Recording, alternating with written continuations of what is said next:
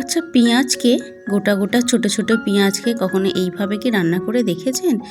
তো আমি জলের মধ্যে পেঁয়াজগুলোকে দিয়ে দিলাম। তো আজকে এই পেঁয়াজ দিয়ে একটা সুন্দর রেসিপি আপনাদের সাথে শেয়ার করব।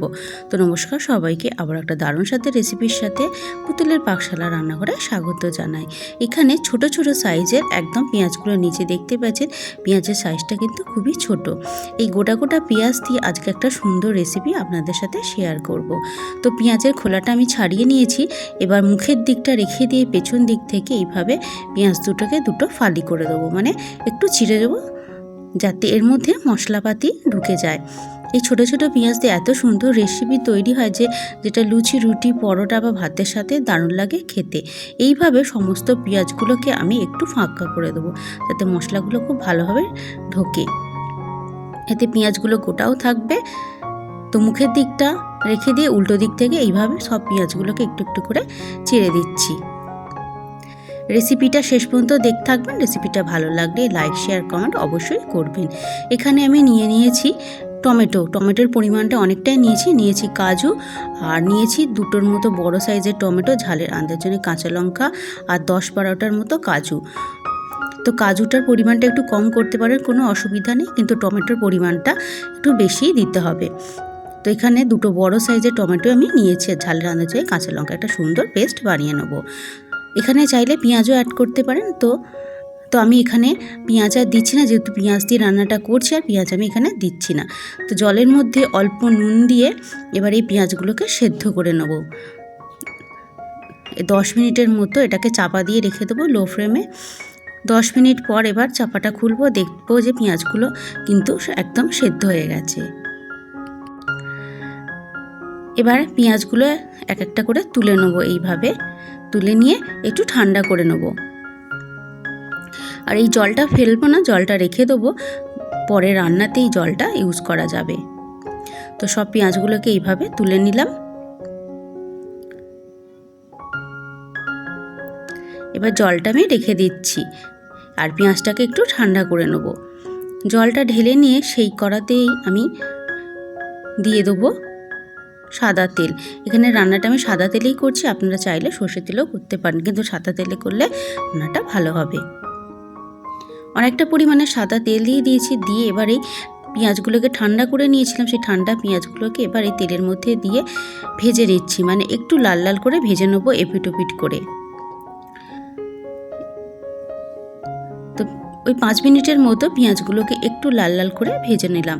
তো পেঁয়াজগুলো একদম লাল লাল করে ভাজা হয়ে গেছে। এবার পেঁয়াজগুলোকে তুলে নিচ্ছি। পেঁয়াজগুলো তোলা হয়ে গেলে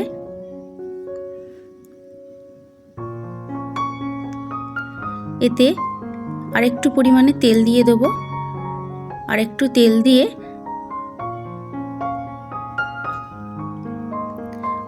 দিয়ে দিচ্ছি সাদা তেলই, আরও 3 টেবিল চামচের মতো সাদা তেল আর একটু দিয়ে দিলাম ছোট এলাচ আর লবঙ্গ ফোড়ন, তার সঙ্গে একটু জিরে ফোড়নও দিয়ে দিলাম। ফোড়নটাকে খুব ভালো করে ভেজে নেবো। ভেজে নিলে যে পেস্টটা রেডি করেছিলাম টমেটো আর কাজু বাদামে, সেটা এবার দিয়ে দেবো।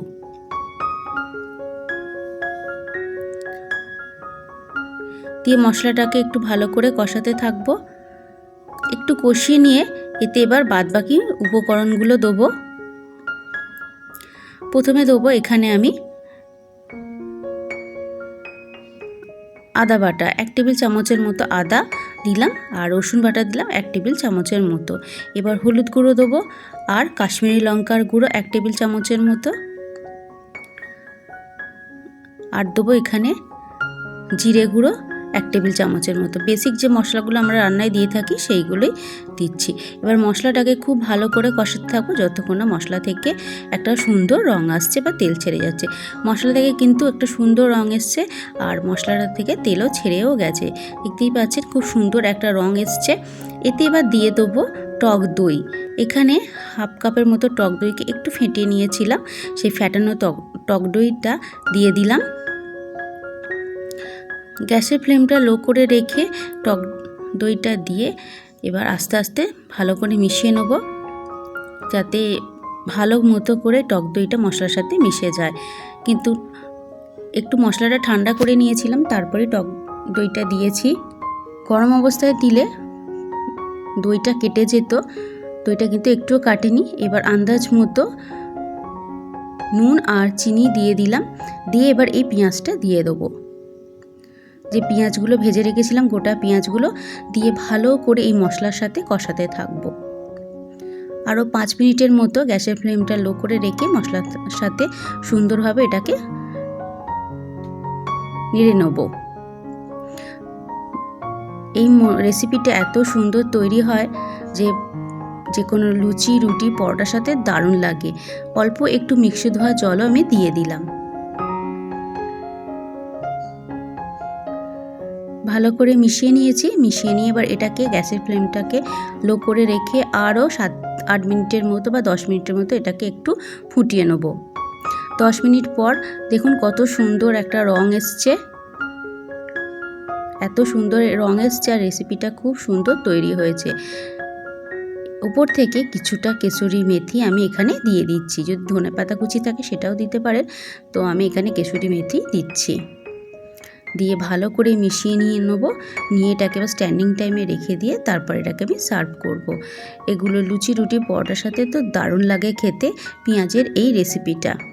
তো আমার এই রেসিপিটা কেমন লাগলো অবশ্যই কমেন্ট করে জানাবেন। ভালো লাগলে লাইক, শেয়ার, কমেন্ট, চ্যানেলটা সাবস্ক্রাইব করবেন। আর নিত্য নতুন রান্নার রেসিপি পাওয়ার জন্য বাড়িতে যদি এরকম ছোটো ছোটো সাইজের পেঁয়াজ থাকে তো অবশ্যই রেসিপিটা করে রাতের ডিনারে রুটি বা লুচি পরোটার সাথে তৈরি করে খেতে পারেন, দারুণ লাগবে। ভিডিওটা শেষ পর্যন্ত দেখার জন্য আর আমার সাথে শেষ পর্যন্ত থাকার জন্য আপনাদের অসংখ্য ধন্যবাদ। আবারও দেখা হচ্ছে অন্য কোনো একটা নতুন রেসিপির সাথে।